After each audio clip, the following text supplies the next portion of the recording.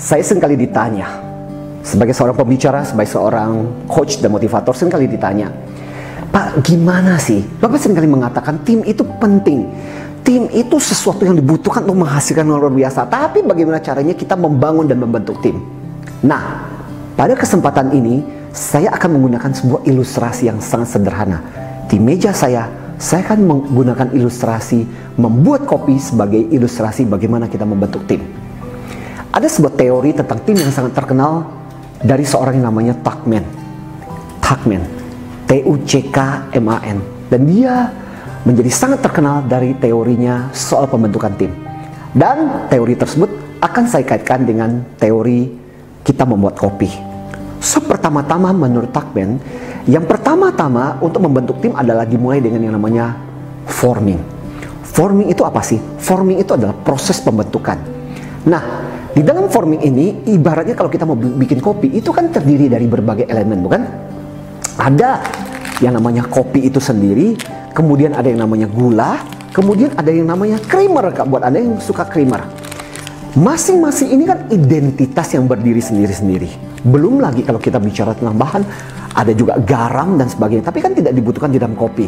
So, pertama-tama adalah ketika proses pembentukan kelompok terjadi, hal yang pertama-tama adalah menentukan apa sih bahan-bahan yang dibutuhkan untuk digabung menjadi satu dan apa yang mau dibuat.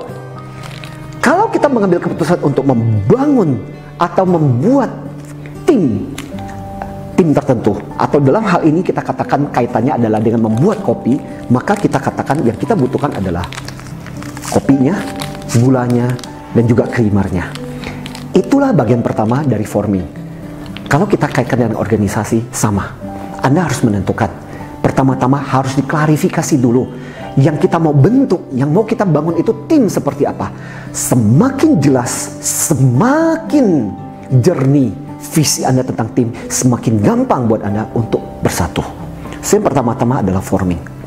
Apakah sudah selesai? Belum. Fase kedua. Bayangkan, seperti dalam gambaran saya, kita sudah punya kopi. Yang berikutnya adalah kita mulai menuangkan. Kopinya kita tuangkan. Pertanyaannya adalah, kira-kira berapa takarannya ya? Ya. Kemudian ada gula. Kalau Anda mau minum kopi, gulanya kira-kira berapa banyak? Kalau saya biasanya nggak terlalu banyak minum gula. So, saya mungkin taruh cuma dikit aja kali ya. Hanya untuk menghilangkan rasa pahitnya kopi. Berikutnya, karena saya suka creamer, saya ada orang yang nggak suka creamer, cuman kopi pahit doang. Saya suka creamer, jadi saya akan menambahkan creamer itu di dalam kopi saya. Nah, lihat, ini yang terjadi. Dari yang tadinya berbeda-beda, saya gabungkan menjadi satu. Disitulah proses yang namanya norming. Norming adalah pembentukan norma. Berapa takarannya, ukurannya apa yang boleh, apa yang tidak boleh lebih. Di dalam tim pun begitu. Ketika selesai membentuk tim, harus ada norma-normanya, aturannya, ukurannya gimana, mana yang boleh, mana yang tidak boleh, mana yang harus kita sepakati sebagai rules buat kita bersama-sama. Apa yang terjadi? Yang saya lakukan adalah, saya menggunakan sendok, saya mulai aduk-aduk. Ya kan? Saya mulai aduk-aduk kopi ini. Ya, di dalam cairan ini saya mulai aduk dan aduk. Yang tadinya kopi, gula, sama creamer ini kemudian mulai menjadi satu. Nah, inilah yang disebut dengan fase ketiga, yaitu fase apa? Fase storming namanya. Fase storming adalah fase di mana kita mulai mengaduk. Fase di mana di dalam organisasi antara gula dengan kopi mulai beradu, antara gula dengan creamer mulai beradu, sehingga semuanya bercampur aduk. Itulah yang disebut dengan fase storming. Itulah fase yang kadang-kadang terjadi konflik. Satu individu bertentangan dengan yang lain. Satu individu merasa nggak nyaman dengan yang lain. Tapi itulah yang sering kali terjadi kalau kita bicara mengenai tim. Kadang-kadang itulah yang dibutuhkan.